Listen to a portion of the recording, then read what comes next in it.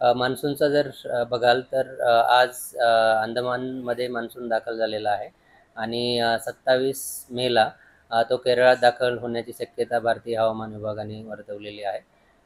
आणि त्याचा प्रोग्रेस जो आहे तो आम्ही त्याचा अनालिसिस करत आहोत आणि त्याचा पुढचा प्रवास कसा असेल त्याबद्दल आम्ही वेळोवेळी अपडेट देत राहू.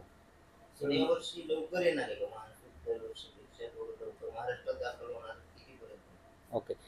केरळामध्ये तर नक्कीच तो 3 ते 4 दिवस आधी येण्याची शक्यता आहे. अंदमानमध्ये सुद्धा तो 8 ते 9 दिवस आधी आलेला आहे. 22 मे ही तारीख अंदमानमध्ये पोहोचण्याची आहे मान्सूनची. परंतु तो जवळजवळ 8 ते 9 दिवस आधी अंदमानमध्ये पोहोचलेला आहे.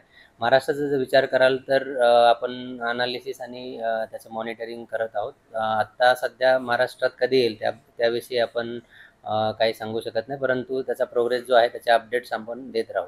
महाराष्ट्राचं ऑनसेट मान्सूनची तारीख काही टेंटेटिव्ह काही सांगता येईल का? टेंटेटिव्ह म्हणजे सरासरी तारीख किंवा आपण जर लॉंग टर्म बघितलं तर 6 जूनला तो महाराष्ट्रातल्या दक्षिण भागामध्ये किंवा कोकणामध्ये येतो जनरली.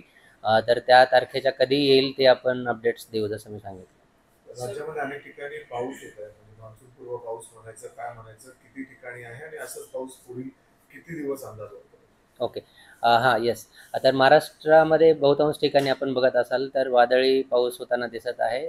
वादळी वाऱ्यांसह मेघगर्जनेसह पाऊस आपल्याला बऱ्याच जिल्ह्यांमध्ये पडताना दिसतोय. तर त्याचं मुख्य कारण म्हणजे सकाळी थोडंसं जास्त तापमान वाढल्यामुळे आणि त्याचबरोबर हवेमध्ये आर्द्रतेचं प्रमाण जास्त असल्याकारणाने बऱ्याच ठिकाणी पाऊस होताना दिसत आहे.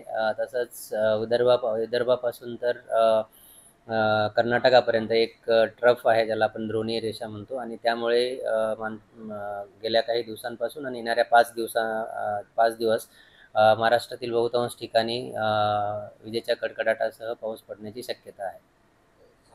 सर, गेल्या वर्षीचा जर विचार करता गेल्या वर्षी अचानक सरासरीपेक्षा जास्त पाऊस पुणे शहरासह अनेक भागात पडला.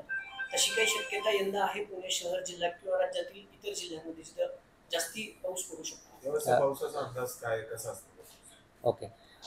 मान्सूनचा जर पाऊस बघाल तर यावर्षी पहिल्या टप्प्याचा फोरकास्ट आपण एप्रिलमध्ये दिला होता आणि त्यामध्ये असं सांगितलं गेलं आहे की सरासरीच्या तो 105% असणार आहे. म्हणजेच यावर्षीचा पाऊस जो आहे तो सरासरीपेक्षा जास्त असणार आहे. महाराष्ट्राचा जर विचार कराल तर मध्य महाराष्ट्र आणि मराठवाड्यामध्ये तो सरासरीपेक्षा जास्त असण्याचे चान्सेस जे आहे 70 ते 80% आहे.